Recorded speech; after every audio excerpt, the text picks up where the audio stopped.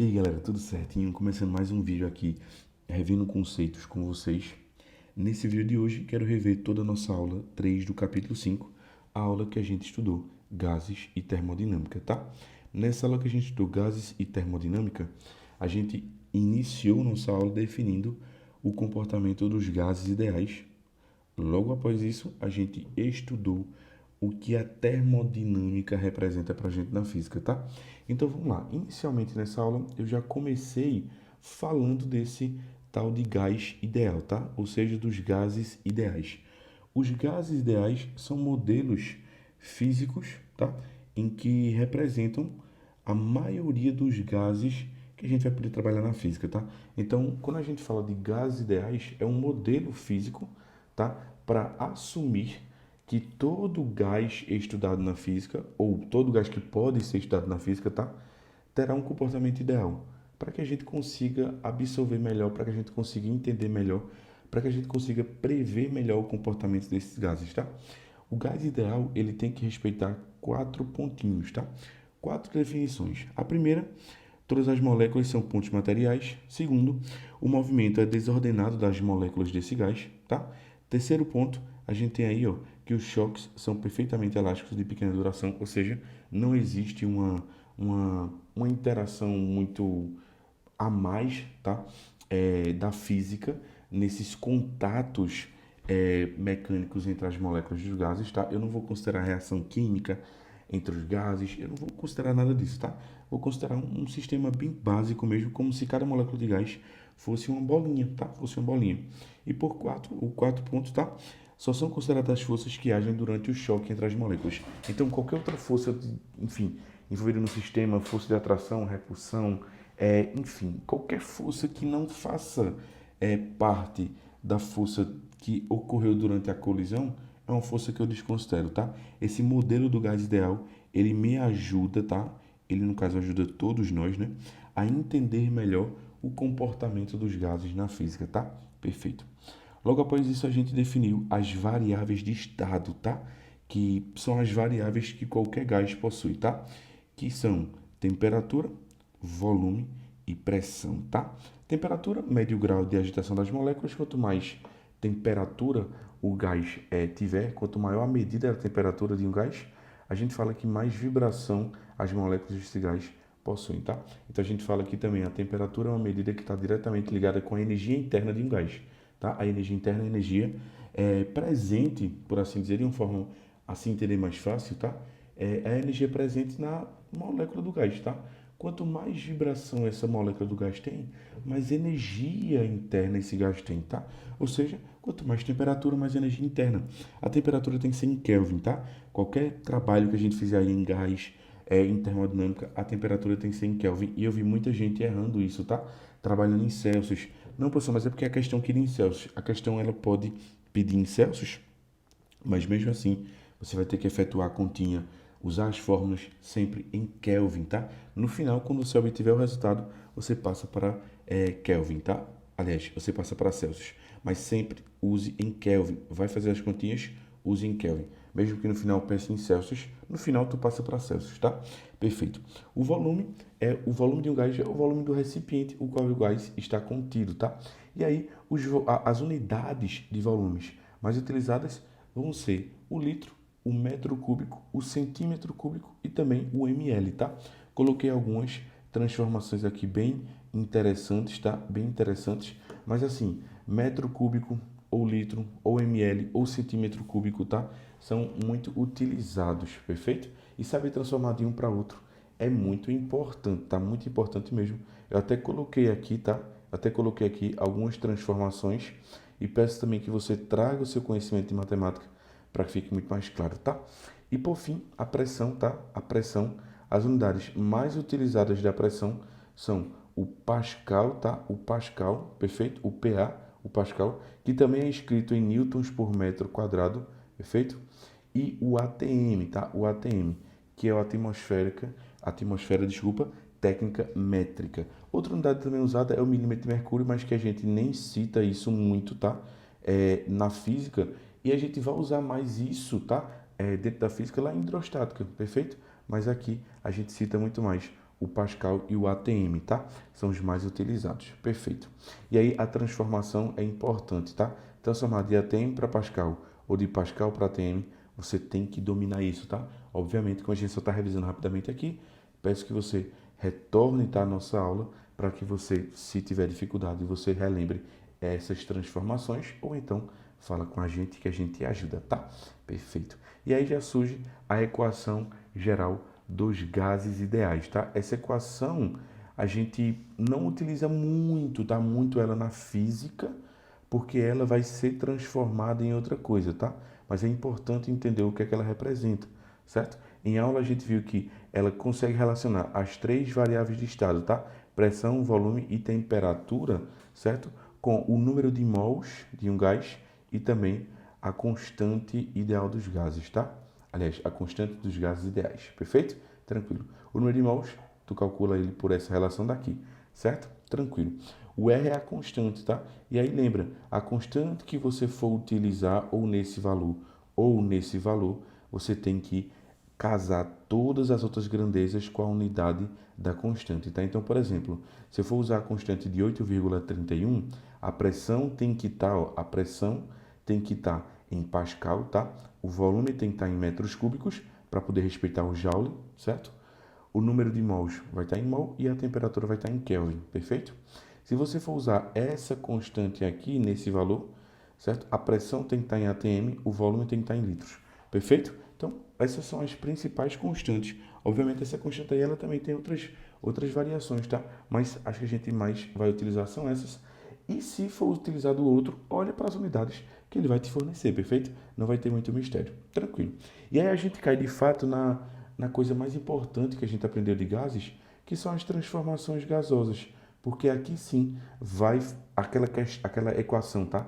Dos gases ideais vai ser útil demais, tá? E aí eu lembro que as transformações gasosas são as seguintes, tá? Sempre que a gente tem um gás num estado inicial, tá? Num estado inicial, ele tem as suas variáveis de estados num valor inicial, tá? A pressão inicial, o volume inicial, a temperatura inicial, certo? Quando esse gás sofre uma transformação, algumas dessas variáveis de estados mudam, ou então todas mudam. E aí, quando isso acontece, a gente vai ter as variáveis de estados, as variáveis de estado finais. E essas variáveis de estado finais, elas apresentam valores diferentes do início. E aí a gente fala que esse gás, ele sofreu uma transformação gasosa, tá? E aí essa transformação gasosa, ela pode nos ajudar, tá? Numa liberação de energia, num aumento de volume do gás, num aumento de temperatura, num aumento de pressão, numa diminuição de pressão, numa diminuição de temperatura. Então, assim, as transformações gasosas nos traz benefícios, tá? Benefícios, porque eu consigo usar essa transformação gasosa para alguma coisa, tá? E aí eu quero que você lembre o seguinte, na nossa aula a gente viu que se as três variáveis de estado iniciais mudarem, a gente fala que, se as três mudarem, a gente fala que é uma transformação do tipo politrópica, tá? Que é uma transformação onde tudo mudou, tá? Onde tudo mudou. Se a gente fala que só uma variável de estado mudou, aliás, só uma é impossível, né? Mas se só duas variáveis e uma ficou constante, tá? As duas variáveis mudaram e uma ficou constante. Então, por exemplo, se volume e temperatura mudaram e a pressão ficou constante, essa transformação recebe um nome, tá? Se só o volume ficou constante e a pressão e a temperatura mudaram, então ela recebe um nome. E assim sucessivamente, tá? E aí surgem as três transformações: a isobárica, a isométrica, isovolumétrica ou isocórica, tá? Que são sinônimos, certo? Que geralmente a gente chama de isométrica. Segunda transformação, a isobárica, e a terceira transformação, a isotérmica, tá? A isométrica ou isocórica ou isovolumétrica acontece a volume constante.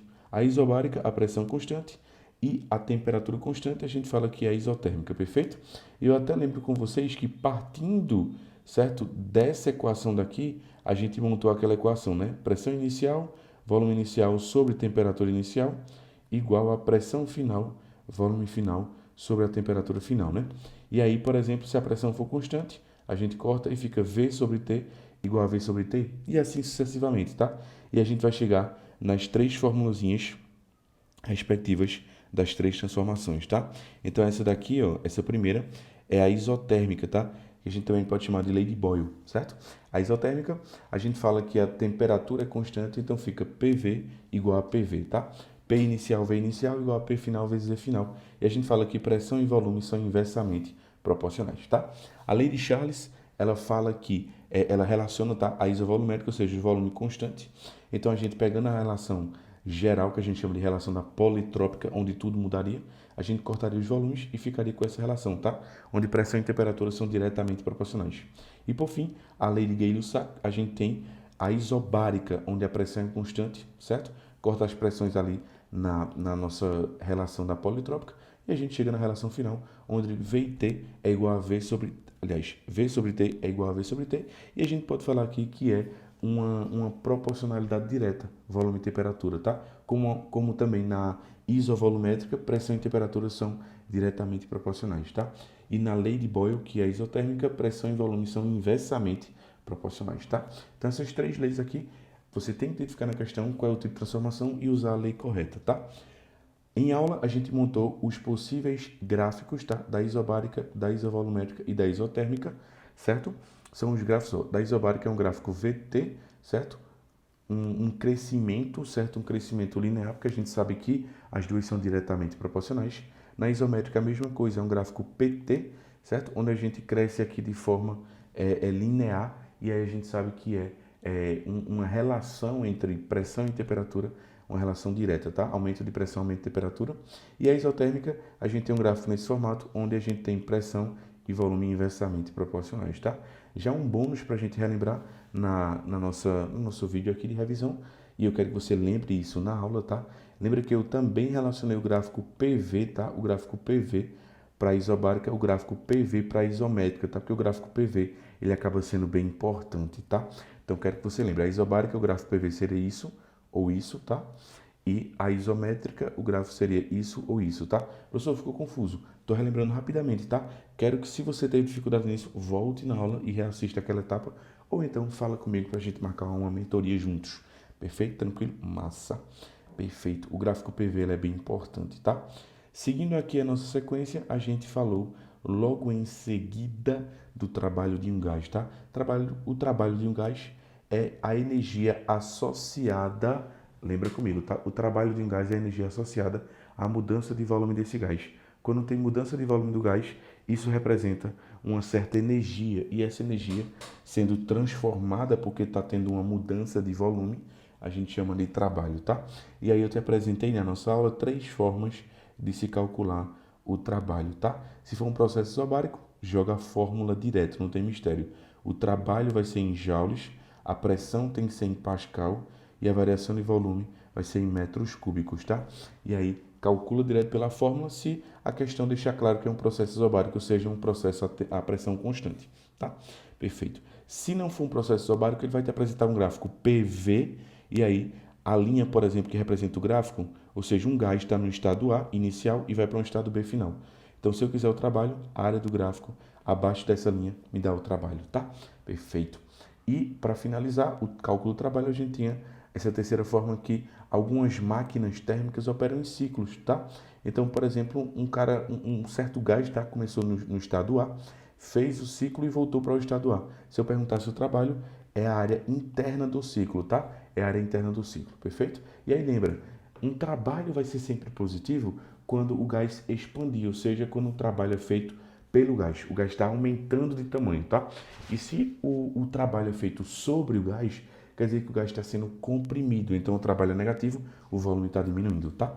Não esquece disso, perfeito?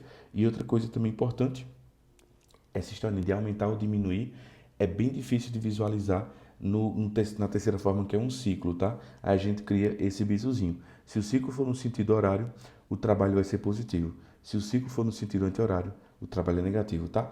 E aí, se representar um aumento de volume nas outras formas, lembra que o aumento de volume vai trazer justamente para a gente essa ideia de trabalho positivo, tá? Tanto na forma 2 de se calcular, como também na forma 1. Perfeito. A gente deu sequência à nossa aula, definindo justamente que quando a gente falar da primeira lei agora, tá? Mas antes de falar dela, a gente definiu que quando a temperatura varia, a energia interna também varia. E são grandezas diretamente proporcionais, que uma depende exclusivamente da outra, tá? Então, se eu aumento a temperatura, eu aumento a energia interna. Se eu diminuo a temperatura, eu diminuo a energia interna, tá? Então, isso vai trazer justamente a nossa definição da primeira lei, que ela fala que a variação de energia interna, que representa um aumento ou uma diminuição de temperatura, é igual ao calor que o gás recebe menos o trabalho que o gás faz ou que fazem sobre o gás, tá?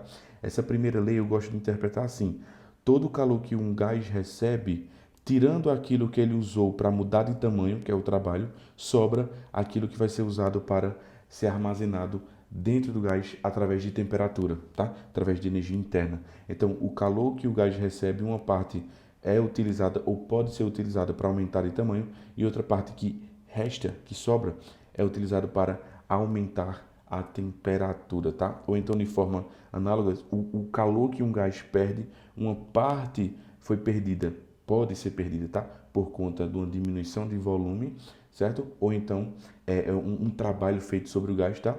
E outra parte restante veio, tá? De uma diminuição de temperatura. Então, a primeira lei, que eu já risquei bastante ali, que é delta U igual a calor menos o trabalho, ela é bem interessante, tá? Bem interessante mesmo. Então, pensa nela e guarda ela com carinho, tá?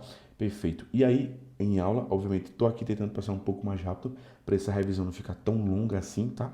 Eu lembro que quando é uma questão da primeira lei, ou ela vai ser teórica ou vai ser de cálculo, tá? Se for uma questão teórica, é uma questão mais chatinha, mais difícil, que tu vai ter que pensar várias coisas, colocar uma coisa dentro da outra, teu raciocínio vai ter que funcionar bastante, tá? Mas se for uma questão de cálculo, eu só peço a você que você se ligue nos sinais, tá? São 3 grandezas, as quais ele vai te oferecer 2 e perguntar a terceira, tá? Então tem que tomar muito cuidado com isso.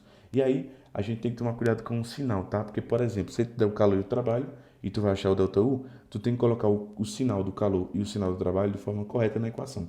Lembrando que esse menos é da fórmula, tá? Então aqui eu apresento os sinais todos para vocês, tá? De forma bem detalhada e bem cuidadosa, tá? Se o delta U você vai usar positivo, que é maior do que zero, é porque a gente falou que o gás aumentou a temperatura. Se o delta U for negativo, é porque o gás diminuiu a temperatura, tá? O calor vai ser positivo quando o gás recebe, tá? Quando o gás recebe calor de fora. E o calor vai ser negativo quando o gás perde, tá? Quando ele cede, quando ele doa calor para o meio externo. E o trabalho, a gente já viu isso, ele é positivo quando o gás aumenta de tamanho e o trabalho é negativo quando o gás diminui de tamanho, tá? Perfeito. Então, a questão de cálculo vai ser bem simples, é só você aplicar a primeira lei respeitando os sinais, tá? Lembrando que o menos da fórmula, ele é da fórmula, tá? Ele não é do trabalho, ele é da fórmula. Então, o trabalho pode ser positivo ou negativo ainda, tá? Se o trabalho for negativo, com o negativo da fórmula, fica tudo positivo, tá? Então, pensa nisso, toma cuidado com os sinais, perfeito? E aí, a gente dá sequência à nossa aula, falando da transformação adiabática, que eu penso sempre que é uma transformação que acontece de forma rápida, e isso faz com que não dê tempo de ocorrer uma troca de calor. Então, o calor é igual a zero, tá? E aí, eu tenho uma aplicação da primeira lei, certo? Que é o delta U igual a calor menos o trabalho, que se não dá tempo de trocar o calor é zero. Se o calor é zero, esse cara aqui é zero. E a gente chega e fica só com isso daqui, tá? Em cima da primeira lei. E aí, uma coisa que eu citei em aula com muito cuidado e que é muito difícil de explicar, tá?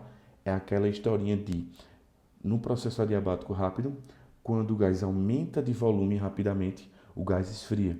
E quando o gás comprime rápido, ou seja, quando o gás diminui muito rápido de volume, o gás esquenta, tá? Em aula, eu defini isso de forma muito prática, muito detalhada, para que todo mundo entendesse, tá? Então aqui eu não vou falar sobre isso, para que, assim, de forma detalhada, como eu falo em aula, para que não fique muito grande esse vídeo, tá? E para que, se você sentir dificuldade, você retorne na nossa aula ou então fale comigo, tá? Para que a revisão fique completa para você, perfeito? Mas a transformação adiabática, quando eu aplico a primeira lei, tirando o calor que é zero, né? Eu tenho que lembrar que, se ocorrer uma expansão, tá? O trabalho é positivo, ou seja, o delta U, que é o oposto do trabalho, né? Aqui, ó, o oposto do trabalho, que o delta U é negativo. Aliás, o delta U é o negativo do trabalho. Então, se o trabalho for negativo, com o negativo da fórmula, fica positivo. Se o trabalho é positivo, com o negativo da fórmula, fica negativo. E o delta U vai ser negativo, tá? Então, o delta U é o oposto do trabalho. Se o trabalho for positivo, o delta U é negativo, o gás esfria. Se for uma compressão, o trabalho é negativo. O delta U é o oposto, o delta U é positivo, e aí a gente vai ter que o gás esquenta, tá? E lembra, quando o ΔU é negativo, quer dizer que teve uma perda de energia interna, ou seja, uma perda de temperatura, tá? Se o ΔU é positivo, a gente fala que houve um aumento de energia interna, ou seja, um aumento de temperatura, o gás esquentou, tá? Novamente, isso aqui eu citei com muito mais detalhe, tá? E com cuidado extremo, citando exemplos na nossa aula, tá? Se você teve dúvida, fala comigo para a gente poder aprimorar isso de alguma forma, perfeito? Tranquilo? Massa. E aí, para a gente finalizar a primeira lei, eu lembro que eu coloquei justamente nas 4 transformações que a gente estudou, o processo da primeira lei aplicada, tá? Na isobárica, eu lembro que na isobárica a pressão é constante, então a única mudança foi que, lembra que na isobárica eu posso calcular o trabalho por P ΔV? Então no lugar do trabalho eu coloquei P ΔV, tá? A única mudança é essa. Na isométrica o volume é constante, então a variação de volume é zero, ou seja, o trabalho é zero, tá? Então eu vou ficar com ΔU igual a calor menos o trabalho que é zero, então ΔU fica igual apenas ao calor, perfeito? Tranquilo. Na isotérmica, eu sei que a variação de temperatura é zero, ou seja, a variação de energia interna também é zero, certo? Então, se eu for aplicar a primeira lei, eu vou ficar com ΔU, que é zero, é igual ao calor menos o trabalho, tá? ΔU é zero. Então, fica trabalho igual a calor exclusivamente, tá? E no processo adiabático, é exatamente isso que a gente estudou. Perfeito? Tranquilo, massa? E aí, se for questão teórica, cara, tu vai ter que usar as transformações, a primeira lei dentro da transformação. Ele vai perguntar algo sobre, se o gás receber calor num processo isométrico, o que acontece com a energia interna? O que acontece com a temperatura? Aí você vai ter que, no isométrico, escrever a fórmula e usar o teu raciocínio, tá? E lembrando que ΔU tem a ver com temperatura, tá? Que trabalho tem a ver com volume. Então, assim, essa ideia você tem que carregar para si, tá? Então, por exemplo, você te falar, olha, no processo isotérmico, um gás ganhou calor. O que acontece com o volume? O que acontece com o volume é a mesma coisa que aconteceria com o trabalho. Então você tem que pensar, você tem que trazer o seu raciocínio para a questão, tá? Então ele vai dizer qual é a transformação, tá? Se é isométrica, se é isotérmica, se é adiabática. Quando ele disser isso, você vai escrever a formulazinha, vou escrever a primeira lei, né? E chegar na formulazinha da transformação, tá? Quando chegar na formulazinha da transformação, ele ganhou calor, então o ΔU aumentou, se for isométrico, por exemplo, tá? O calor, ele ganhou, então o calor é positivo, então o processo ΔU também vai ser positivo, tá? Porque se o calor é positivo, como ele é igual ao ΔU, o ΔU também é positivo. ΔU positivo quer dizer que é aumento de temperatura. Ah, não, mas ele perdeu o calor no isométrico, então ele perdeu energia interna. Se ele perdeu energia interna, a temperatura baixou, tá? Agora é um processo isotérmico. No processo isotérmico, ele ganhou calor, por exemplo. Então, se ele ganhou o calor, a gente fala que o trabalho que é igual ao calor também vai ser ganho, também vai ser positivo. Se o trabalho é positivo, quer dizer que o gás aumenta de tamanho, o volume é positivo. Então, são essas sentenças, esses detalhes que você tem que pensar. Infelizmente, cada questão pode vir diferente, então você vai ter que pensar, vai ter que aprimorar o teu raciocínio. Por isso que são questões consideradas de nível difícil, tá? Se for teórica dessa primeira lei, tá? E para finalizar nossa aula, a segunda lei da termodinâmica, quero que você lembre que, quando a gente fala da segunda lei da termodinâmica, é aquela historinha que, de forma espontânea, o calor sempre flui do corpo mais quente para o corpo mais frio, tá? E isso faz com que, como de forma espontânea o calor sai do corpo quente para o corpo frio, surjam algumas máquinas térmicas que usam esse princípio como matriz para de fato exercer o seu papel na física, tá? E surgem as máquinas térmicas, que aí, obviamente, em aula a gente viu de forma bem detalhada, tá? Mas aqui vendo de forma rápida, tá? Só para revisar. A máquina térmica, ela tem uma fonte quente, o calor sai da fonte quente e entra na máquina térmica, e essa máquina térmica tem um gás.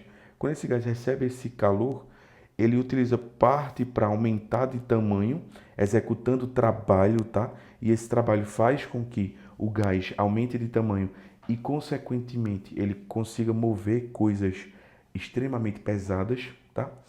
E uma boa parte desse calor que ele não usa para aumentar de tamanho, ele desperdiça para a fonte fria, tá? Lembrando que essa fonte fria vai ser o meio ambiente, por exemplo. Perfeito? Tranquilo. O refrigerador faz o processo inverso. O refrigerador, que a função é refrigerar, é resfriar, certo? O refrigerador ele tira calor da fonte fria e joga para a fonte quente. Só que isso não é um processo espontâneo. Aí, para que isso aconteça, a gente de fora tem que injetar trabalho no gás, para o gás ser comprimido e roubar calor da fonte quente e jogar para a fonte fria, tá? E aí, isso faz com que justamente ocorra de forma não espontânea, tá? Mas as duas máquinas térmicas, tanto o motor, certo? Que é um processo espontâneo, como também o refrigerador, que é um processo não espontâneo, ambos respeitam a segunda e a primeira lei da termodinâmica, tá? O balanço de calor é certinho, tá? E eles respeitam o funcionamento da segunda lei, tá? E aí uma coisa importante que a segunda lei fala é que nenhuma dessas duas máquinas consegue ter um rendimento de 100%, tá? O que é ter um rendimento de 100%? É conseguir que todo o calor que vem da fonte quente seja transformado em trabalho. Isso nunca acontece, tá? Quero te lembrar que existe o calor que vem da fonte quente, certo? E ele vai ser igual ao trabalho mais o calor desperdiçado para a fonte fria, certo? Então nunca o calor da fonte quente vai ser igual só a trabalho. Sempre vai ter algo desperdiçado, tá? Lembrando, o calor que vem da fonte quente, certo? É esse carinha daqui, ó, é o calor que vem da fonte quente. O calor desperdiçado é o que vai para a fonte fria e o trabalho é o que de fato é usado de forma útil, certo? No refrigerador é a mesma coisa, só que entrando, tá? O trabalho entra no gás, aí com isso o calor vem da fonte fria e todos eles somados vão dar o calor que é jogado para a fonte quente, que é a fonte de fora, tá? Lembra que a gente aprendeu isso, obviamente, em aula, a gente detalhou muito mais isso, estou revisando rapidamente para que a gente consiga de fato só relembrar, certo? Em aula a gente aprendeu a calcular o rendimento, né, da máquina. O rendimento, a gente tem três formulazinhas, tá?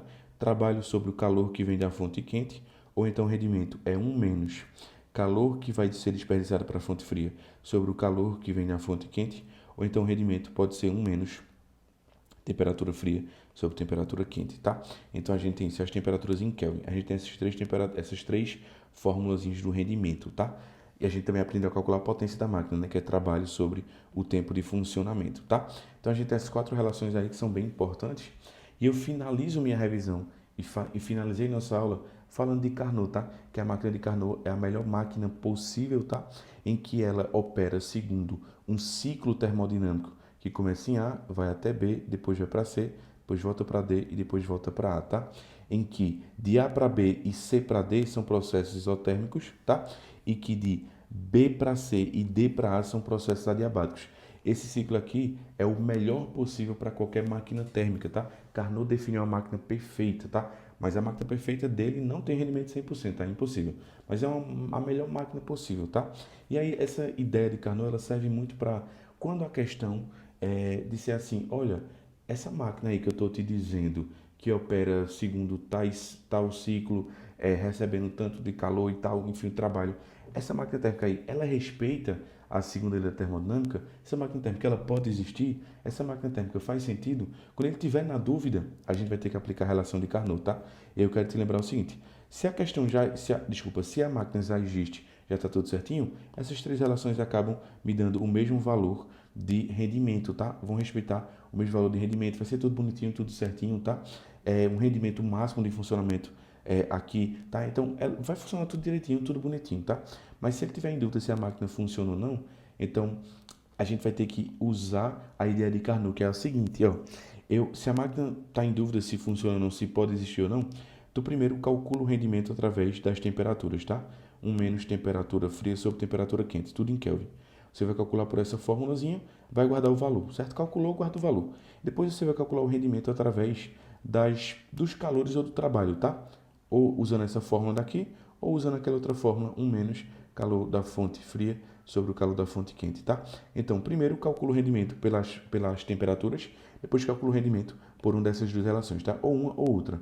E aí, o rendimento pelas temperaturas sempre tem que ser maior do que o rendimento através disso daqui, tá? E aí, essa máquina existe, tá? Se o rendimento pelas temperaturas for maior do que o rendimento por esses calores aqui, tá? Então, a máquina funciona, ela existe, tá tudo ok. Se for o inverso, se o rendimento através dessas fórmulas der maior do que o rendimento pelas temperaturas, a gente fala que essa máquina não respeita a segunda lei da termodinâmica, tá? Então ela não pode operar, ela não pode existir. Perfeito? É um tipo de questão raro de cair num vestibular como o Enem, por exemplo, mas em vestibulares tradicionais, essa ideia de saber se a máquina funciona ou não, ela é muito recorrente, tá? No nosso material mesmo tem várias questõezinhas sobre isso. Perfeito, galera. Então a gente finaliza por aqui. Desculpa o tamanho dessa revisão, mas a gente finaliza por aqui. Qualquer dúvida que vocês tiverem, contem sempre comigo, beleza? Então, um cheiro a todos, galera, e até a próxima. Tchau!